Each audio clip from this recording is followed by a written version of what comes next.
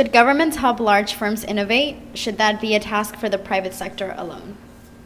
I think that innovation is something that has to be played by many actors from different sectors and disciplines. I don't think that it's a question of being either the government or the private sector. I think governments should innovate, private sector should innovate, but basically we have to take advantage of the collective talent existing in every society. And this is what I mean by bringing to the table non-traditional actors of development.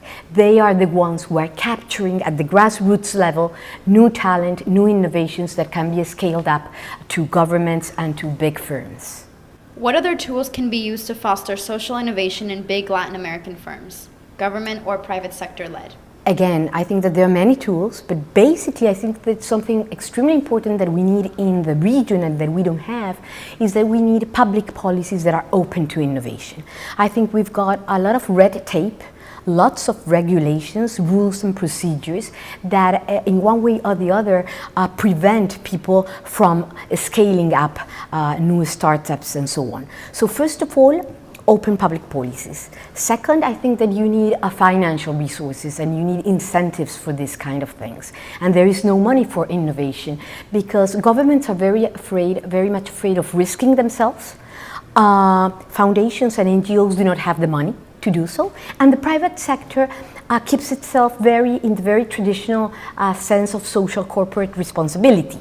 So again, entities or institutions like multilaterals, we do have the possibility of bridging that gap. So you need financial resources, you need public policies, you need less regulations, and you need flexibility. And you need a change of mindset. If you don't change your mindset here, it's going to be very, very difficult to innovate. You have to start teaching people how to see reality in a different way, reinterpreting reality. Can I give you an example?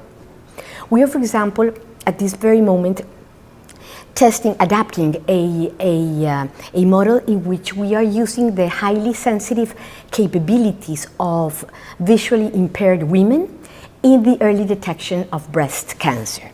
So, as I was saying about interpreting reality, instead of interpreting reality from a perceived disability, because they are visually impaired, we see the world through the capability. It's a talent.